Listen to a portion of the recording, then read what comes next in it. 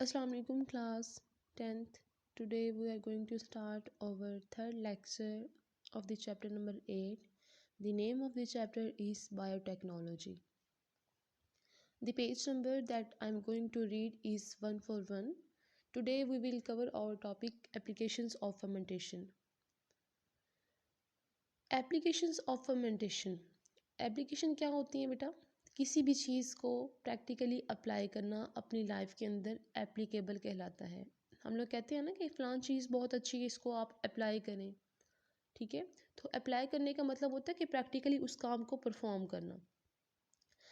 अब हमारे पास क्या होता है कि जो एप्लीकेशंस होती हैं उनको हम लोग कहाँ कहाँ पे यूज़ करते हैं, हमने इस लेक्चर में ये चीज़ डिस्कस करनी है।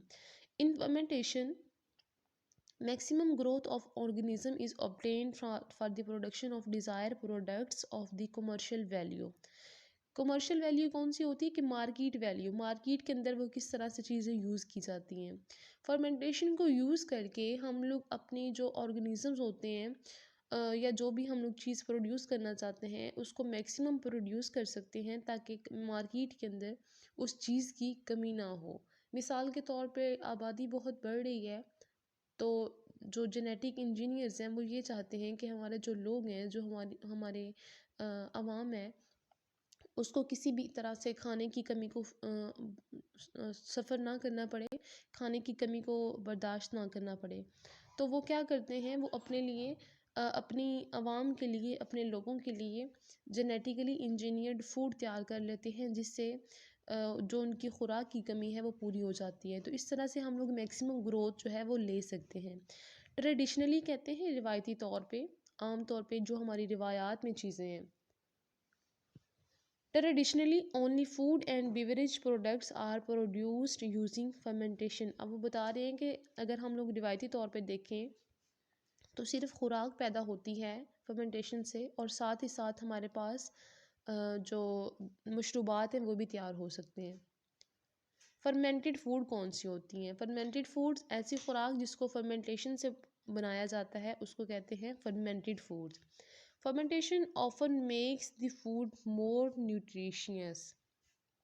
न्यूट्रिशियस का मतलब होता है ग़िज़ाइयत से भरपूर, जिसमें ग़िज़ाइयत हो, जिसमें प्रॉपर सारे विटामिन्स हों, जिसमें प्रॉपर सारी चीज़ें हों। मोर डाइजेस्टेबल, ज़्यादा हाज़मेदार, एंड मोर टेस्टियर, और ज़्यादा जायकेदार। फर्मेंटेशन खाने को क्या बना देती है, उसमें ज़्यादा जायका लेके आती है, उसको ज़्यादा हाज़मेदार बनाती है, और उसमें ज़्यादा ग़िज़ाइयत लेके आती है। It also tends to preserve the food. ये इसकी वजह से क्या होता है कि फ़ूड जो है आप उसको लंबे अरसे तक प्रिजर्व भी कर सकते हैं, महफूज भी कर सकते हैं। Lowering the need of for refrigeration, ताकि फ्रिज का इस्तेमाल कम से कम हो। पहले ज़मानों में जैसा कि आप जानते हैं कि लोगों के पास रेफ्रिजरेटर, फ्रिजीज या फिर वो फ्रीज़र्स नहीं होते थे, तो लोग कैसे अपना खाना स्टोर करते थे? तब भी लोग फर्मेंटेशन को यूज़ करके अपना खाना स्टोर करके रखते थे। The following groups are included in the fermented foods. अब फर्मेंटेड फूड्स में कौन कौन से ग्रुप्स हैं जो हम लोग नेक्स्ट बता रहे हैं। सबसे पहले हमारे पास आ जाती हैं सीरियल प्रोडक्ट्स। सीरियल बेटा कहते हैं अनाज को। अनाज क्या मतलब कोई भी ऐसी चीज़ जिसको आप खाना खाने के लिए इस्तेमाल करते हैं, जिसमें अनाज होता है, जैसे कि रोटी है। रोटी किससे बनती है? गंदम से, तो गंदम एक अनाज है। ऐसी चीज़ें जो कि ग्रेन्स की फॉर्म में मौजूद होती हैं, दाने मतलब बीज की शक्ल में होती हैं, उनको हम लोग सीरियल प्रोडक्ट्स कहते हैं। तो सीरियल प्रोडक्ट्स की जो सबसे बेस्ट एग्जांपल है वो है bread. Bread is the common type of fermented serial product. सबसे जो आम तरीन और सबसे कॉमन मशहूर तरीन जो इस्तेमाल होने वाली चीज़ है वो डबल रोटी है। बेटा अभी आप लोग अगर देखें तो जो फॉरेन कंट्रीज़ हैं वहाँ पे ब्रेड को तो बहुत ही प्रमोट किया जाता है, क्योंकि वहाँ पे लोग इतने बिज़ी होते हैं कि उनके पास खाना बनाने के लिए या उसको फिर खाने के लिए प्रॉपर टाइम नहीं होता। तो लोग क्या करते हैं, ब्रेड के सैंडविचेस बनाए, वैसे ब्रेड को जैम लगा के टोस्ट करके वैसे खा लेते हैं। तो क्योंकि इसको चलते फिरते खाया जा सकता है, सफ़र के दौरान आप खा सकते हैं, इस वजह से जो ब्रेड है वो बहुत ही इम्पोर्टेंट है और लोग इसको प्रेफर करते हैं। Bread is the common type of fermented serial product. अब जो ब्रेड का डो है, जो जिस तरह हम लोग रोटी पकाने के लिए आटा उसका गूंद के रखते हैं, तो इस तरह से जो आटा होता है वो ब्रेड का भी बनाया जाता है ब्रेड बनाने से पहले, तो उसको डो कहते हैं। Wheat dough is fermented by saccharomyces cerevisiae along with some lactic acid bacteria. अब वो जो आटा होता है, गंदम गंदम से बेसिकली बनती है ना ब्रेड भी, उस आटे के अंदर जो सैक्रोमाइसिस सिरिवेसिया एक हमारे पास यीस्ट है, उसको डाला जाता है, और साथ ही साथ कुछ लैक्टिक एसिड बैक्टीरिया भी डाल दिए जाते हैं। अब ये लैक्टिक एसिड बैक्टीरिया और सैक्रोमाइसिस सिरिवेसिया क्या करते हैं, उस आटे को, उसके जो डो बना हुआ है उसको फुलाने में मदद देते हैं, ताकि वो जो ब्रेड है वो फूली हुई हो। उसमें से जो कार्बन डाइऑक्साइड निकलती है, कल आपने पढ़ा था कि जब हम लोगों ने अल्कोहलिक फर्मेंटेशन देखी थी, तो मैंने आपको बताया था कि पायरुविक एसिड जो है वो एसिटल्डिहाइड में चेंज होता है, और उसमें से एक कार्बन डाइऑक्साइड का मॉलिक्यूल जो है वो रिलीज़ हो जाता है। तो बदले के तौर पे क्या होता है, जो एसिटल्डिहाइड होता है वो चेंज हो जाता है एथेनॉल के अंदर। लैक्टिक एसिड में भी हम लोगों ने सेम चीज़ें पढ़ी थी, पहला स्टेप इसका सेम होता है कि ग्लूकोज चेंज होता है पायरुविक एसिड में, लेकिन बजाय इसके कि पायरुविक एसिड चेंज हो जाए एसिटल्डिहाइड में, क्योंकि यहाँ पे जो हमारा एंजाइम है वो कोई और है, तो जो पायरुविक एसिड है वो डायरेक्टली लैक्टिक एसिड में चेंज हो जाता है। और ये दोनों चीज़ें जब सैक्रोमाइसिस सिरिवेसिया या फिर लैक्टिक एसिड आप डालते हैं उस डो के अंदर, तो क्या होता है कि उसमें से जो कार्बन डाइऑक्साइड प्रोड्यूस होती है वो उसको फुलाने में मदद देती है। उसकी जो रोटी होती है, डबल रोटी जो नरम सी होती है, वो उस कार्बन डाइऑक्साइड की वजह से होती है, जो इस रिएक्शन के दौरान रिलीज़ होती हैं। ये हमारे पास कुछ तस्वीरें हैं जिसमें दिखाया गया है कि जो अनाज है वो कौन कौन से होते हैं और उसको आप कहाँ कहाँ पे यूज़ करते हैं। ये जो सारी प्रोडक्ट्स आपको स्क्रीन पे नज़र आ रही हैं, मोस्टली ये ब्रिटिश लोग या जो फॉरेन कंट्रीज़ में, वेस्टर्न कंट्रीज़ में लोग हैं वो इसको यूज़ करते हैं। लेकिन आजकल ये बहुत फैशन आ गया है कि जो पाकिस्तानी लोग हैं, मशरक़ी ममालिक में भी इन चीज़ों को यूज़ किया जा रहा है। नेक्स्ट हमारे पास ब्रेड है। ब्रेड भी एक फर्मेंटेड फूड है, बहुत ही इम्पोर्टेंट और कॉमन। इसको यूज़ किया जाता है ब्रेकफास्ट में, आप इसको टोस्टर के तो टोस्ट करके यूज़ करते हैं। अदर देन आप इसका सैंडविच बना के या वैसे जैम लगा के या मतलब किसी भी तरह से आप इसको यूज़ कर सकते हैं, और ये बहुत इजी टू कुक है, इजी टू ईट है, और टाइम सेविंग है, जिसकी वजह से लोग इसकी तरफ आ रहे हैं, लोग इसको बहुत प्रमोट करते हैं। नेक्स्ट हमारे पास हैं डेयरी प्रोडक्ट्स। डेयरी प्रोडक्ट्स होती हैं दूध से बनी हुई मसनूआत जिसमें दूध का इस्तेमाल हो। मिल्क यूज़ करके हम लोग खाने पीने की जो चीज़ें इस्तेमाल करते हैं, जो बनाते हैं, उनको डेयरी प्रोडक्ट्स कहा जाता है। डेयरी प्रोडक्ट्स में बेटा हमारे पास आ जाता है चीज़, पनीर, और दूसरी चीज़ हमारे पास आ जाती है yogurt. Cheese and yogurt are important fermentation products. Cheese is formed when a protein, milk protein, is coagulated. This happens when the acid produced by lactic acid bacteria reacts with milk protein. Yogurt is made from milk by different lactic acid bacteria. अब होता क्या है कि जो पनीर और दही हमें मिलता है, ये बहुत ही इंपॉर्टेंट फर्मेंटेशन के प्रोडक्ट्स हैं। किस सेंस में? डेयरी प्रोडक्ट्स की फॉर्म में।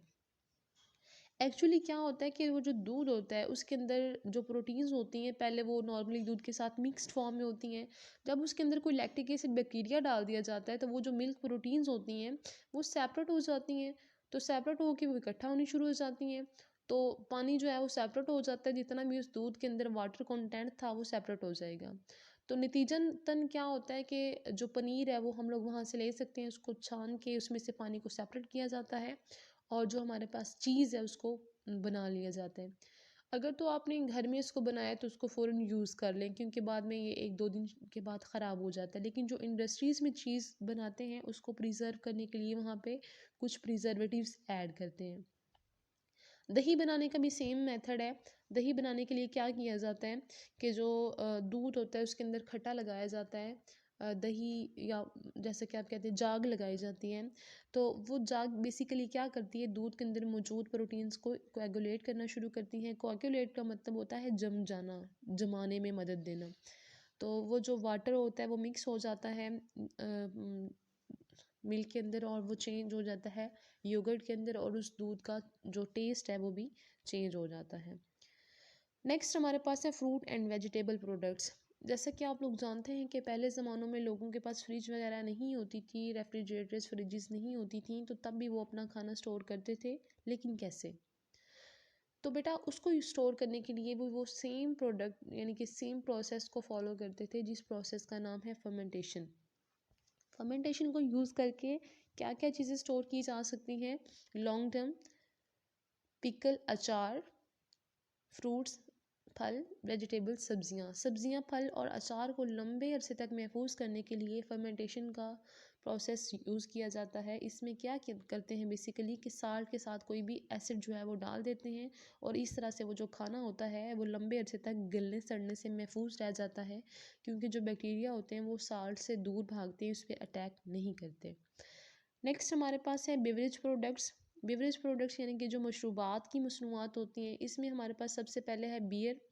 बियर को बेटा सीरियल ग्रेन से हासिल किया जाता है। पहले उसको माल्ट करके उसको ड्राई किया जाता है, फिर उसका फाइन पाउडर बना दिया जाता है। उस पाउडर में यीस्ट को डाला जाता है। यीस्ट अब क्या करता है कि उस पाउडर में मौजूद जितने भी ग्लूकोज हैं, आपको पता है ना कि सीरियल अनाज होते हैं, और अनाज में कार्बोहाइड्रेट्स होते हैं, और कार्बोहाइड्रेट बेसिकली किससे मिलकर बना होता है? ग्लूकोज से। तो अब जब यीस्ट का पाउडर यीस्ट अब उस पाउडर में हम लोग डालेंगे, तो क्या होता है कि वो जो ग्लूकोज है वो टूट जाता है। किस में टूटता है? पायरुविक एसिड में। और फिर उस पायरुविक एसिड को चेंज कर लिया जाता है एसिटल्डिहाइड में और देन एथानॉल में। तो इस तरह से जो वाइन है या बियर है वो प्रोड्यूस की जाती है, लेकिन ग्रेप्स को यूज़ करके डायरेक्टली जो है वो वाइन प्रिपेयर की जा सकती है, लेकिन उसमें भी यीस्ट का यूज़ होगा।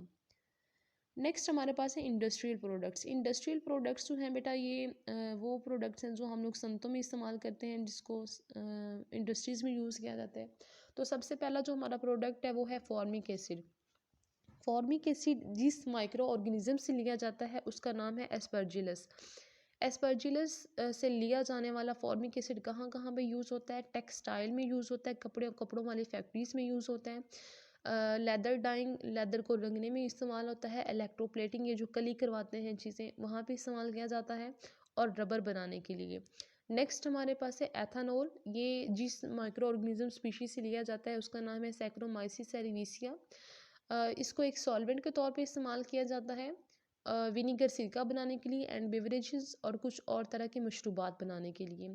थर्ड नंबर पे है हमारे पास ग्लिसरॉल। ग्लिसरॉल भी हमारे पास जिस ऑर्गेनिज्म से लिया जाता है उसका नाम भी सैक्रोमाइसिस सेरेविसिया है। इसको भी एक सॉल्वेंट के तौर पे इस्तेमाल किया जाता है।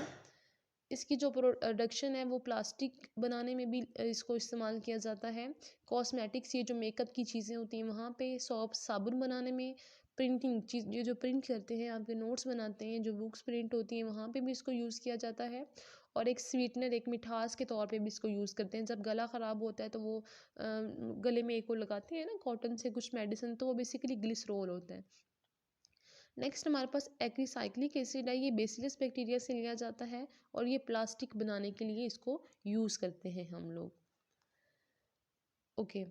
नेक्स्ट हम लोगों ने पढ़ लिया कि जो इस टॉपिक में हम लोगों ने कौन सी चीज़ें पढ़ी। फर्मेंटेड फूड्स के बारे में पढ़ा, सीरियल प्रोडक्ट्स के बारे में पढ़ा, डेयरी प्रोडक्ट्स के बारे में पढ़ा, फ्रूट और वेजिटेबल प्रोडक्ट्स के बारे में पढ़ा, बेवरेज प्रोडक्ट्स के बारे में पढ़ा, और लास्ट पे हम लोगों ने इंडस्ट्रियल उसका यूज़ देख लिया कि फर्मेंटेशन को इंडस्ट्रीज़ में किस तरह से यूज़ किया जाता है।